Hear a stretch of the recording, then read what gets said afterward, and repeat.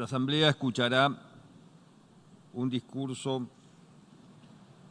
del primer ministro de la República Islámica de Pakistán,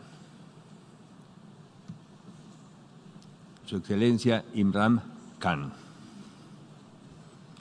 Pido protocolo que acompañe a Su Excelencia. Tengo el gran placer de dar la bienvenida al señor primer ministro de la República Islámica de Pakistán, a quien invito a dirigirse a la Asamblea General.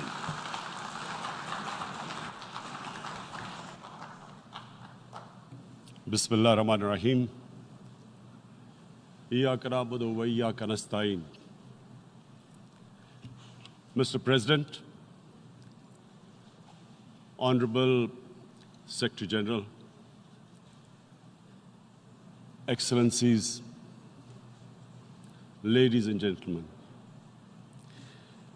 I feel honored today to represent my country at this forum of world leaders, where we have a chance to discuss problems that the world is facing. I want to talk about a lot of problems, but just 4 today. And I especially came to this forum despite a difficult time in my country, facing challenges. I would not have come, but because I feel that there are some very urgent problems which the world must address. So first of all, I start with climate change. So many leaders have talked about climate change. But Mr. President, I feel that there is a lack of seriousness.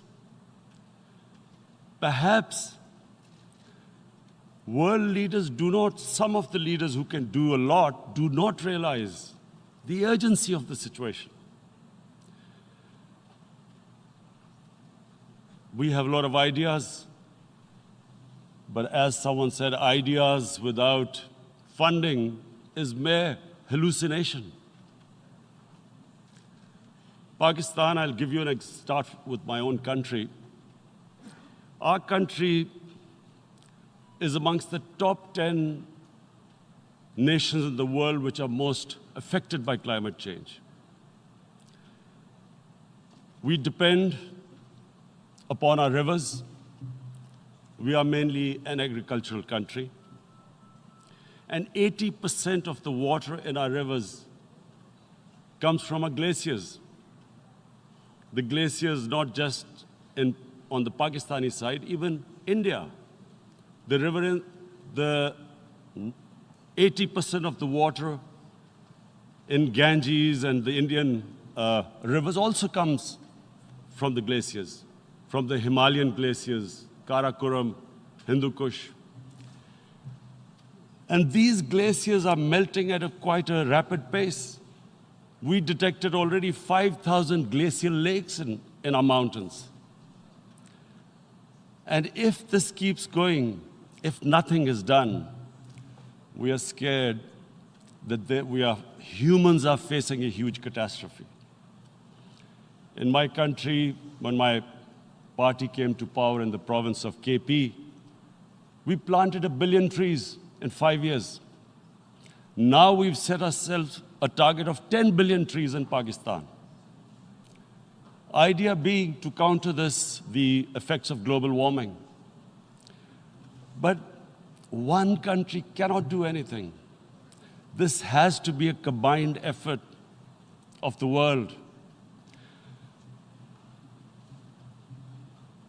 My optimism comes from the fact that humans, the Almighty has endowed humans with great powers. We can do anything, provided our survival instinct is stirred up. And this is really what I hope that the United Nations will take a lead in this. There must be more emphasis. Richer countries must be pushed. Countries that are responsible for, mainly are responsible for greenhouse gas emissions. They must be pushed because our country contributes minuscule amount to greenhouse gases. So I feel that the United Nations must take leadership in this. My second issue for me right now is even more critical. Mr. President, every year, billions of dollars leave the poorer countries and go towards rich countries. Billions of dollars siphoned off by the ruling elites of the developing world. And they find their way into Western bank accounts, offshore accounts, tax havens, expensive properties hidden behind companies bought in Western capitals.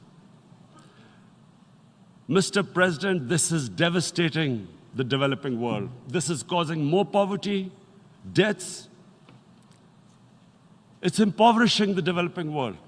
The difference between rich and poor countries is growing because of this. Money laundering, which happens because money leaves the poorer countries into rich countries, is not treated the same as, for instance, money from drugs or terror financing. The seriousness which terror financing and money from drugs, the way it is treated, it's not the same. The way the poor countries are being plundered by their elites. It's not happening. In my country, when I took charge of our government a year back, in the 10 years preceding that, our total debt went up 4 times. The debt we had accumulated in 60 years, just in 10 years, it went up 4 times. As a result, the total revenue we collected in 1 year, half of it went into debt servicing. How are we going to spend money on our human beings, 220 million people, when half the money is going into debt servicing? Because our country was plundered by the elites, the ruling elite. And easily they could get the money out. And when, Mr. President, we located properties in Western capitals bought by this money through corruption and money laundering, located the properties of these corrupt leaders, we find it so difficult to retrieve it. That money, if we retrieved that money, we could spend on our human beings. But it's so difficult. The laws protecting these criminals.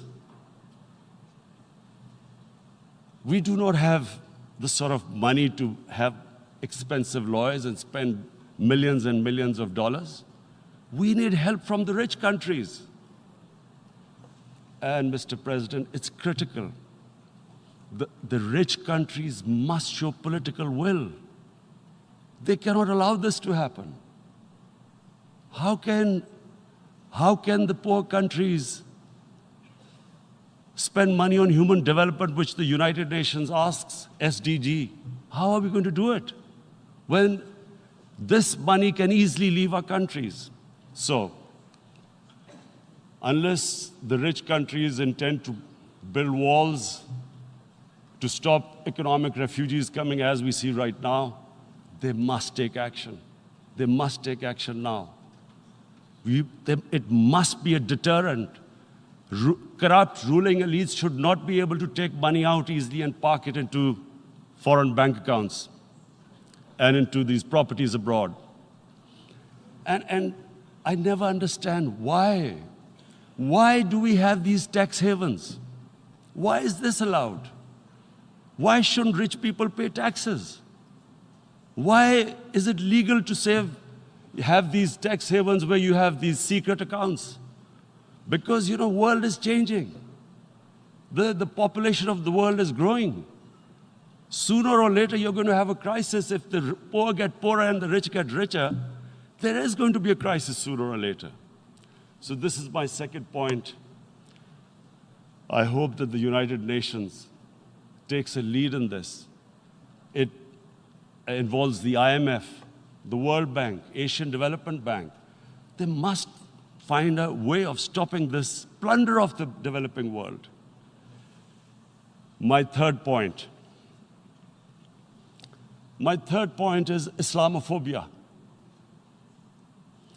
There are 1.3 billion Muslims in this world. There are millions of Muslims living in other countries, European countries, and the US as minorities. Islamophobia, since 9/11, has grown at a pace where it is alarming. Human communities live together. There should be understanding amongst them. But Islamophobia is creating a division. Muslim women wearing hijab, it's become an issue. It's become an issue in some countries. Hijab is some sort of a weapon. A woman can take off her clothes in countries, but she can't put on more clothes. How is this happening? Because of Islamophobia. And how did this Islamophobia start? After 9/11. And why did it start? Because certain Western leaders equated terrorism with Islam. Islamic terrorism. Radical Islam. What is radical Islam? There is only one Islam. And that is the Islam we follow of Prophet Muhammad sallallahu alaihi wasallam. There is no other Islam. Radical Islam, Islamic terrorism, what message did they send to people in the West? And why is there Islamophobia? How is a person in New York, in the Midwest, in the US, in European capital, how is he going to distinguish between who is a moderate Muslim and who's a radical Muslim? Because terrorism has nothing to do with any religion. This Islamic terrorism, Islamic radicalism, and sadly used by leaders, this has been the main reason for this Islamophobia.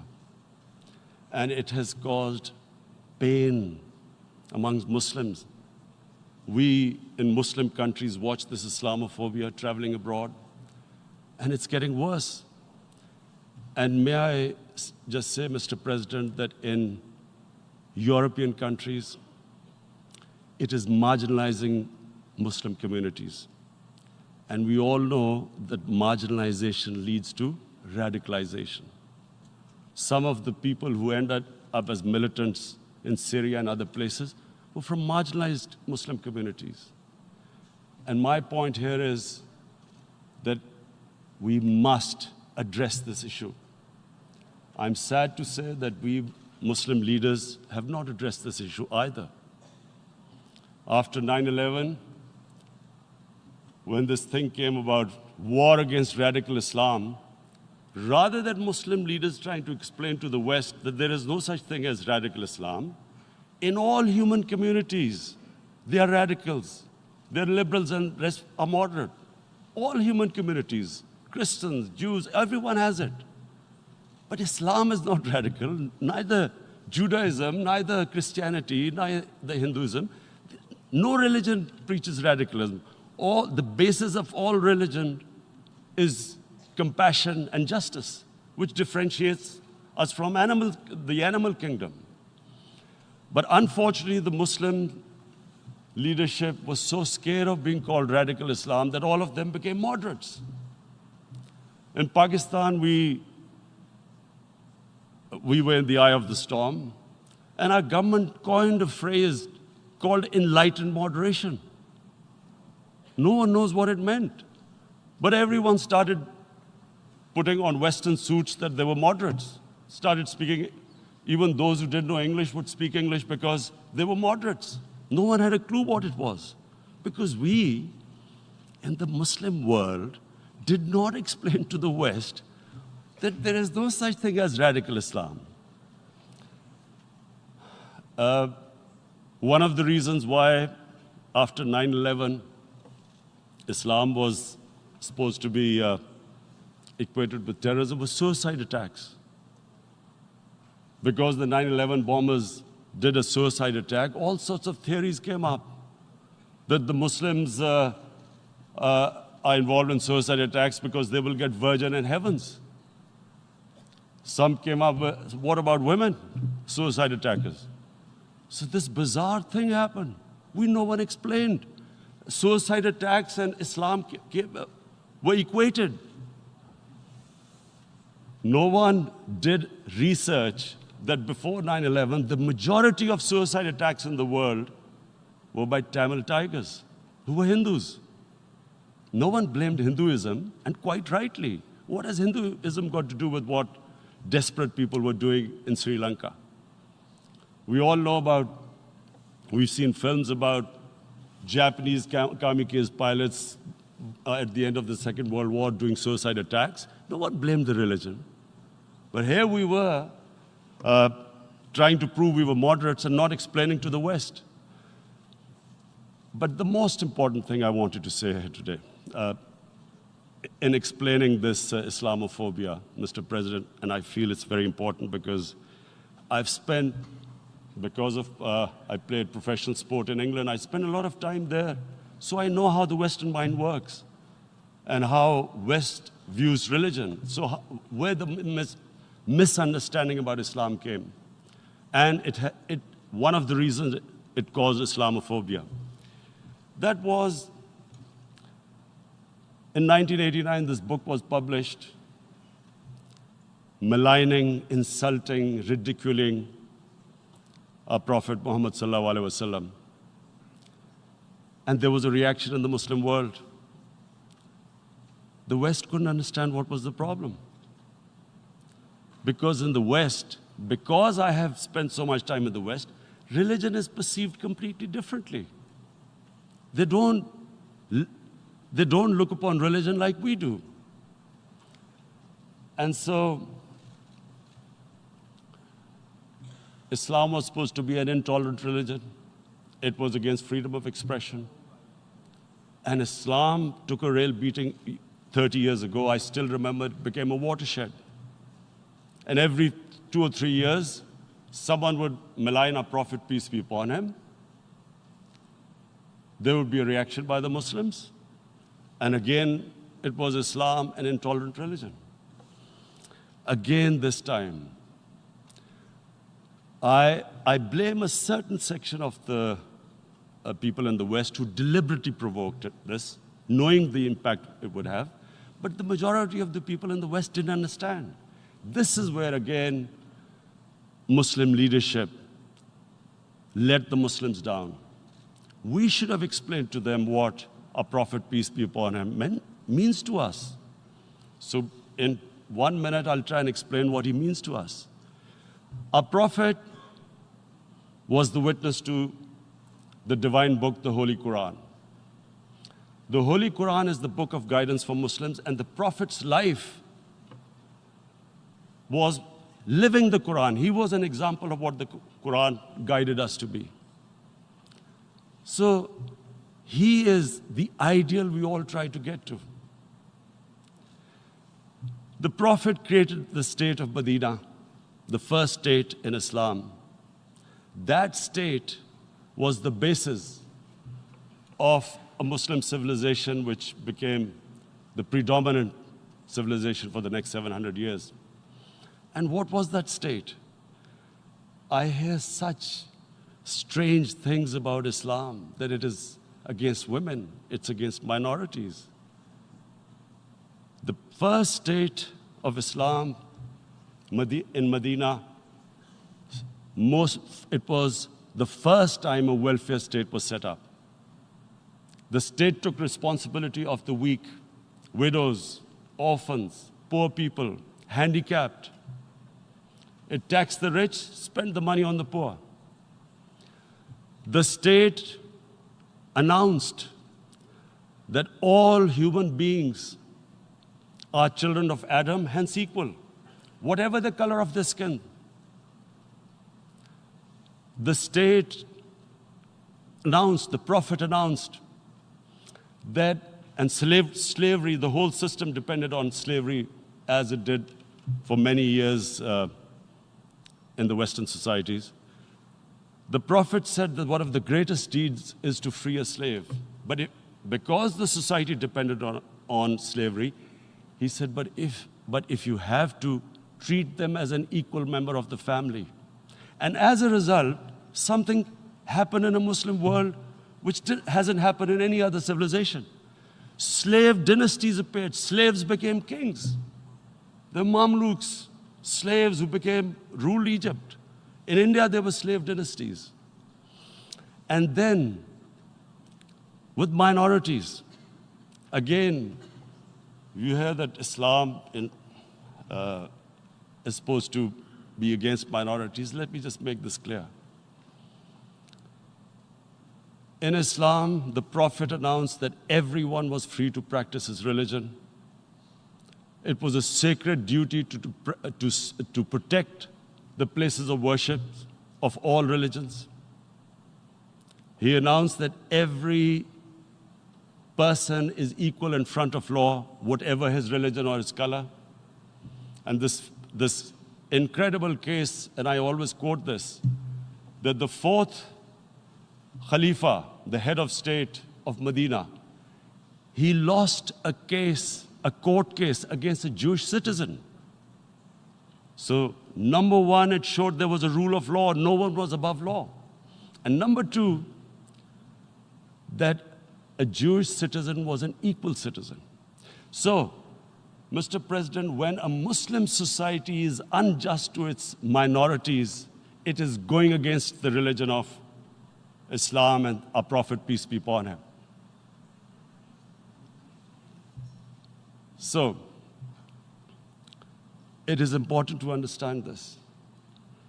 The Prophet lives in our hearts. When he's ridiculed, when he's insulted, it hurts. As we human beings understand one thing, the pain of the heart is far, far, far more hurtful than physical pain.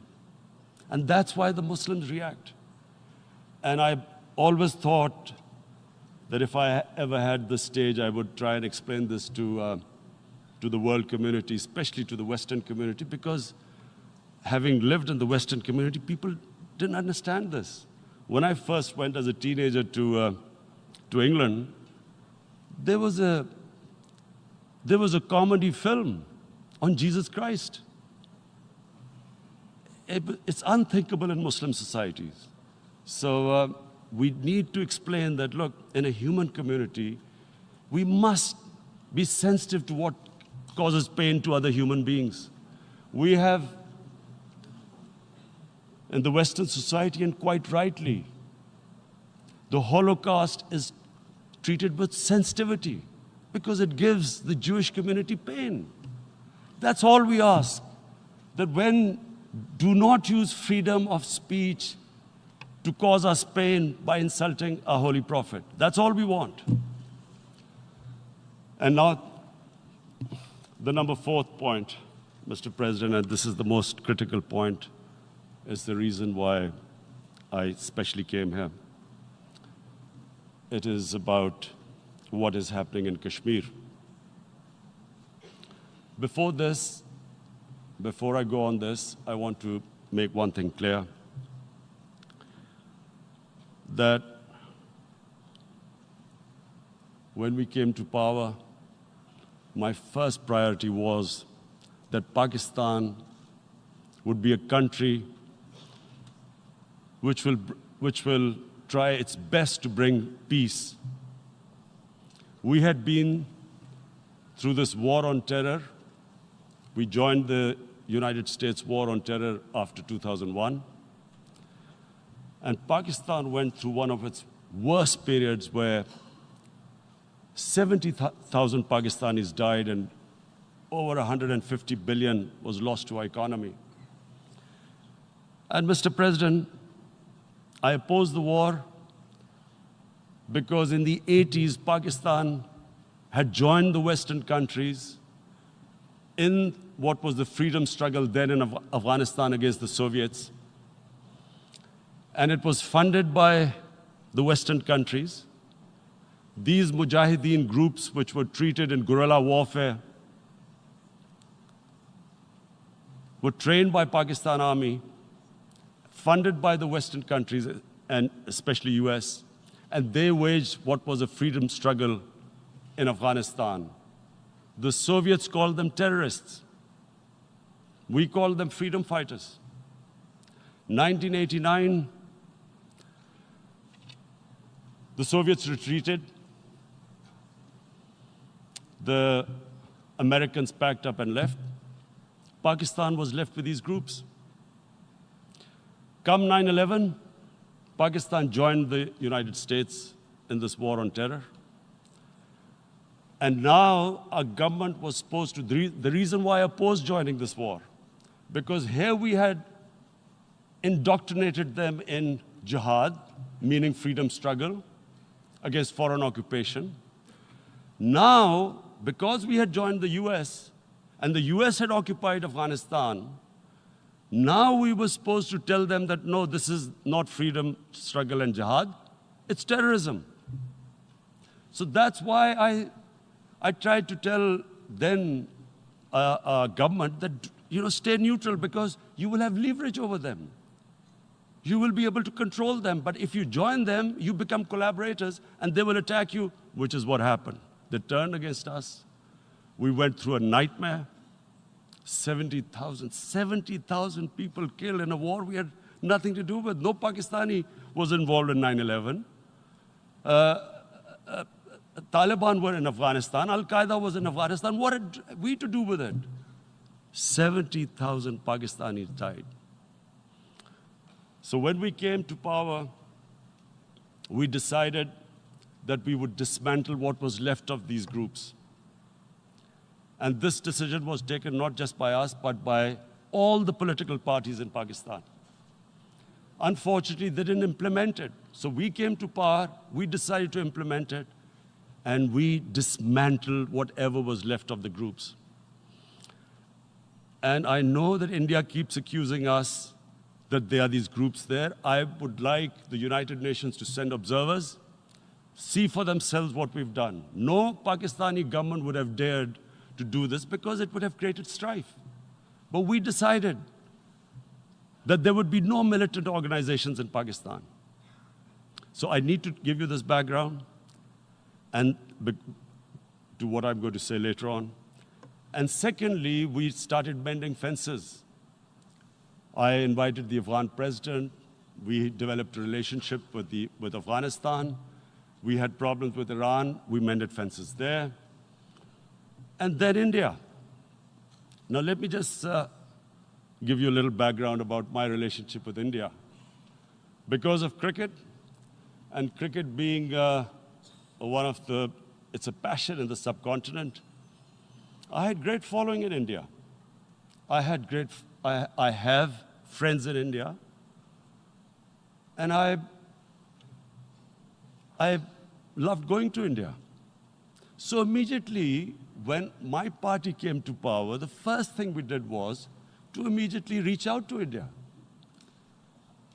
And I spoke to President Modi and I said, look, we have similar problems. Climate change, poverty, let's get together. Let's resolve our differences through trade. Let's build a relationship on trust. Prime Minister Modi told me that, there were terrorist attacks from Pakistan. I said, we have problems with you. There are terrorist attacks which we know are instigated by India in Balochistan. We caught a spy, Kulbhushan Yadav, who admitted what the sabotage going on in Karachi and Balochistan. So we said, look, let's leave that behind.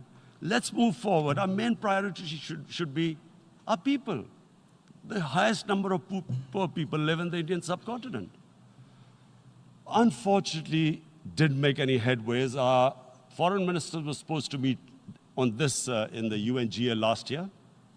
India canceled it. We thought that it's their election coming up. It's a nationalist, ultra-nationalist party. It doesn't want to cozy up to Pakistan. So we thought, okay, we'll wait till the elections. Meanwhile, a 20-year-old Kashmiri boy, whose father said was radicalized by the security forces in Kashmir, blew himself up on an Indian convoy. Immediately, India blamed us. I spoke to the Indian public on television. I said, if you give us any iota of proof, we will immediately take action, because we've clamped down on these groups. Rather than sending us any proofs, they sent their jets in, they bombed us. We retaliated. A jet, 2 of their planes were shot down, 1 pilot bailed out in Pakistan. We immediately returned the pilot, saying that, look, we do not want any escalation. Rather than taking that as a peace gesture, the entire campaign, almost the entire campaign of Mr. Modi in the election was how he had taught Pakistan a lesson that jets had killed 350 terrorists. Complete lie. They had just killed about 10 trees of ours, which was quite painful given that, we are growing all these trees. He then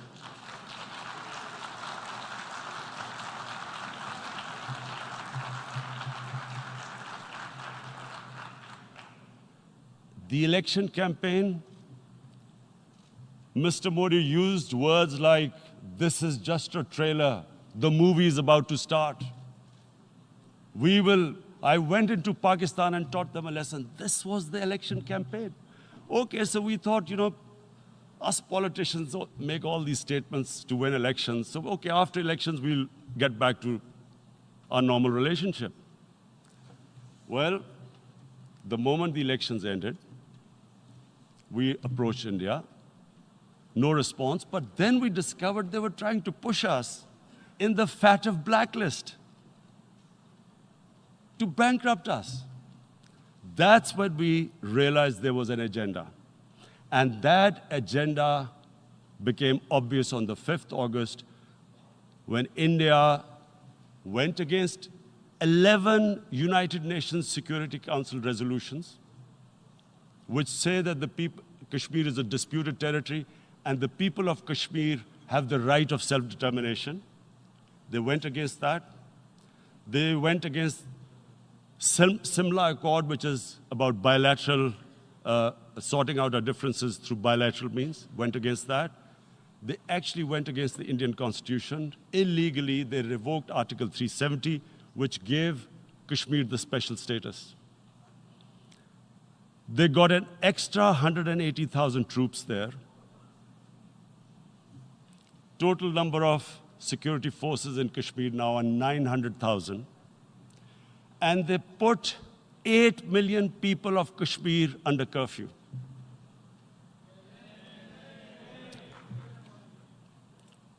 Mr. President, now I just briefly want to make the people understand, how can anyone do something like this? And for that, I have to explain to you what is RSS. RSS, Mr. Narendra Modi is a life member of RSS. RSS was an organization that was inspired by Adolf Hitler and Mussolini, came about in 1925. They believed in racial purity, racial superiority. They also believed they were an Aryan race like the Nazi believed they were an Aryan race. All that I'm saying can be verified. This is the time of information revolution. You can Google all this, what I'm saying. But it is very important for me to explain this to you so you know what is happening in India. This RSS believed in the ethnic cleansing of Muslims from India. At one point, there was racial superiority of the Hindu race. Secondly, it was hatred for the Muslims and for the Christians, because they believed that this golden age of Hindu civilization was stopped because of Muslim rule centuries back and then the British rule of India. So it was racial superiority and hatred for Muslims and Christians. This is openly stated. You look at the founding fathers of RSS, Golwalkar and Savarkar. Just Google them and you'll find out. And this ideology of hate is what murdered the great Mahatma Gandhi in 1948. It was this ideology of hate that made Narendra Modi in 2002 do a pogrom against Muslims in Gujarat when he was the chief minister. He allowed 3 days for these RSS goons who were inspired by the Hitler brown shirts. They actually wear brown shirts. This RSS, the Congress Home Minister gave a statement that in RSS camps, terrorists are being trained. And these terrorists butchered 2,000 Muslims and 150,000 Muslims were made homeless. Narendra Modi could not travel to the US because of that. And I need to make you understand this background before I explain to you that what sort of a mindset would lay siege to 8 million people with 900,000 troops. Women, children, sick people, locked in as animals. In fact, of what I know of England, if 8 million animals were locked in, the RSPCA would have made a lot of noise about it. These are human beings.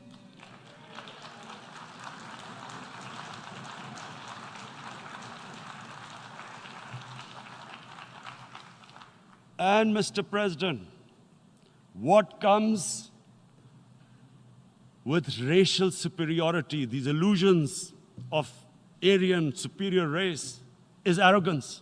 The two go together.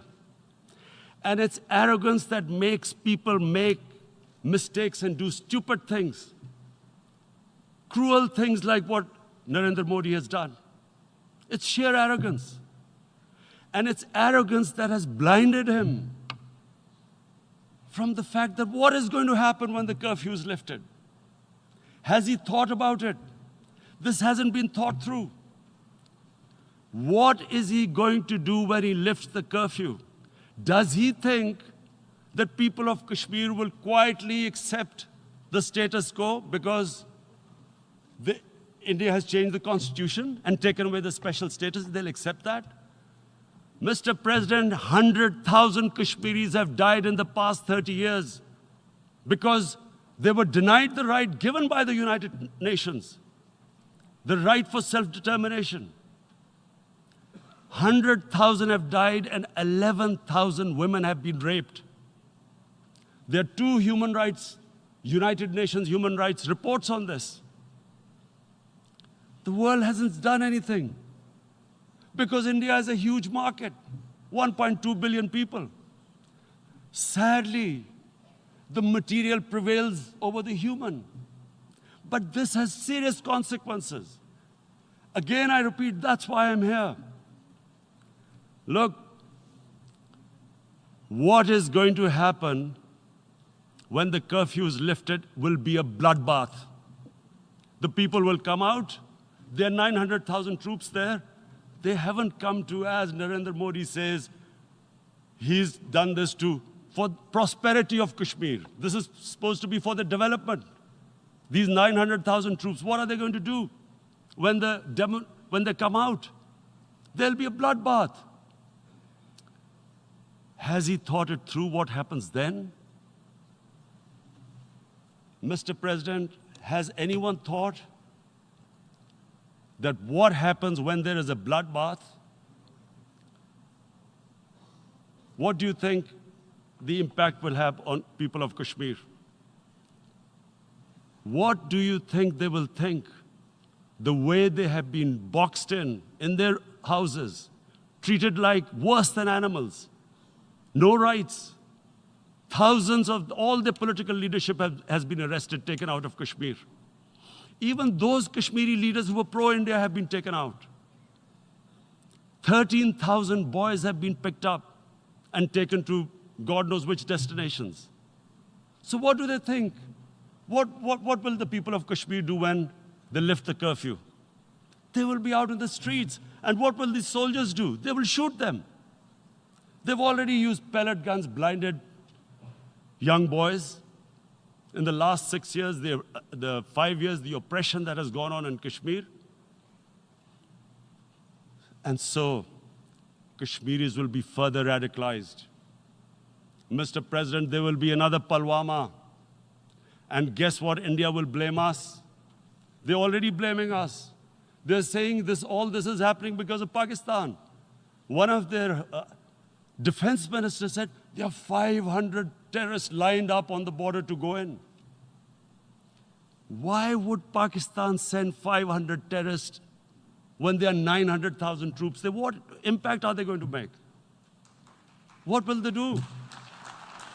And don't we know that the moment there is some terrorist attack, all that will happen is there'll be further cruelty and oppression of the people of Kashmir. We will just give the 900,000 troops to further crush the people of Kashmir. And then we'll give the Indian government an excuse that, look, Pakistan is a terrorist state, and this mantra that has gone on, Islamic terrorism. The moment you use this catchword, Islamic terrorism, the whole world turns away. No one talks about human rights. You can do whatever you want, which is what has happened in Kashmir, because they keep using this word, Islamic terrorism. And this is what they're doing right now. What do we benefit from further increasing the cruelty on the people of Kashmir? And why would we want this? But there is no other narrative left for India. As when they lift the curfew, whatever happens, Pakistan will be blamed, and there is always a danger of another Pulwama.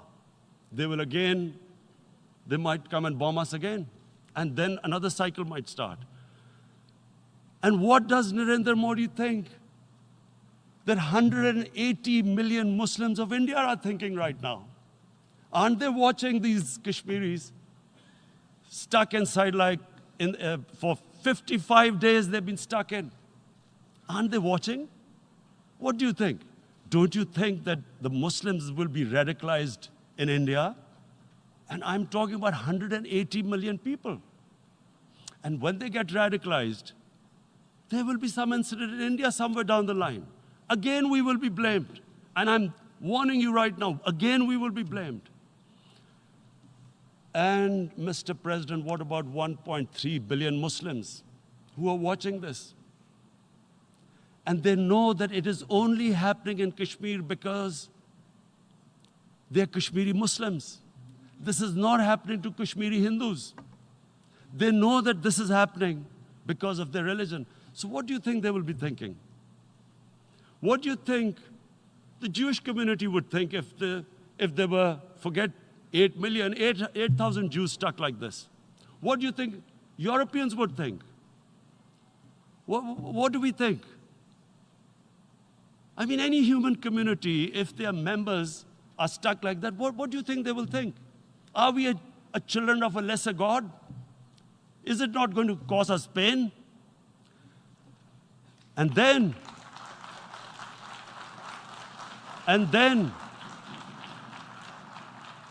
I'll tell you what will happen. People will, in the 1.3 billion Muslims, someone will pick up arms.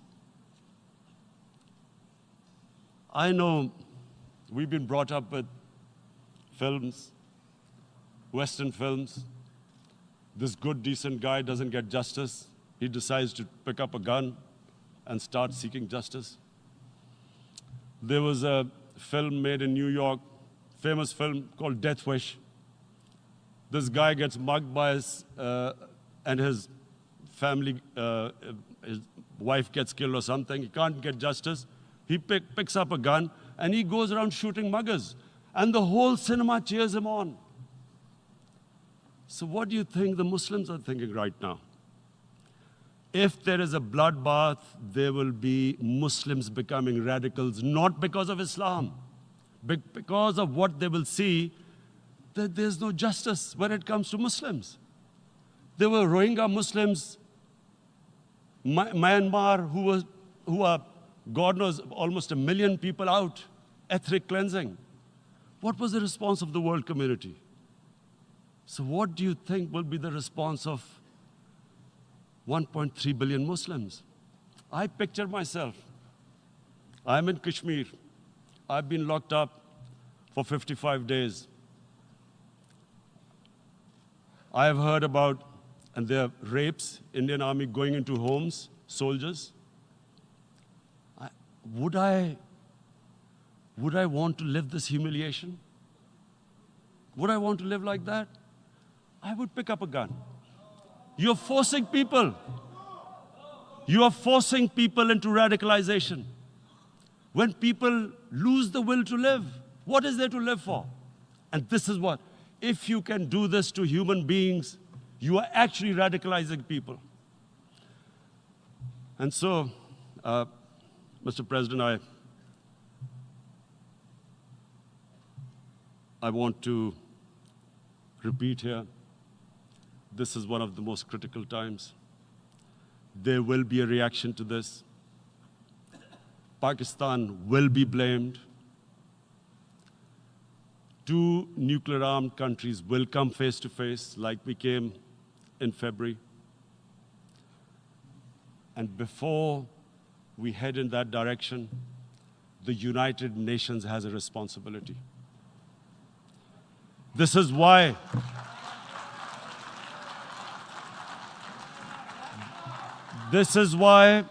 the United Nations came into being in 1945. You were supposed to stop this happening. I feel we are back to 1939, Munich. Czechoslovakia has been taken, annexed. What is the world community going to do? Is it going to appease a market of 1.2 billion, or is it going to stand up for justice and humanity?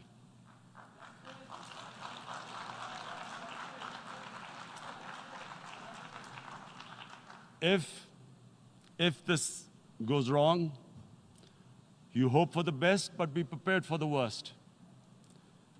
If a conventional war starts between the 2 countries, Mr. President, if a conventional war starts, and anything could happen, but supposing a country 7 times smaller than its neighbor is faced with the choice, either you surrender or you fight for your freedom till death, what will we do?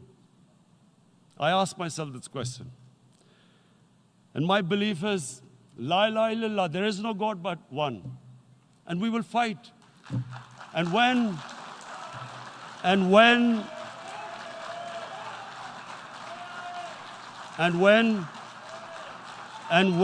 a nuclear-armed country fights to the end, it will have consequences far beyond the borders. It will have consequences for the world, which is why I repeat I'm here. Because I'm warning you, it's not a threat. It's a fair worry that where are we headed? And I've come here to tell the UN, you've got to, this is a test for the United Nations. You are the one who guaranteed the people of Kashmir the right of self-determination. They are suffering because of that. And this is the time. This is the time not to appease like in 1939 appeasement took place. This is the time to take action. And number 1 action must be that India must lift this inhuman curfew, which has lasted for 55 days. It must free all political prisoners, and especially those 13,000 boys that have been picked up. Parents don't know where they've disappeared. And then the world community must give the people of Kashmir their right of self-determination. Thank you.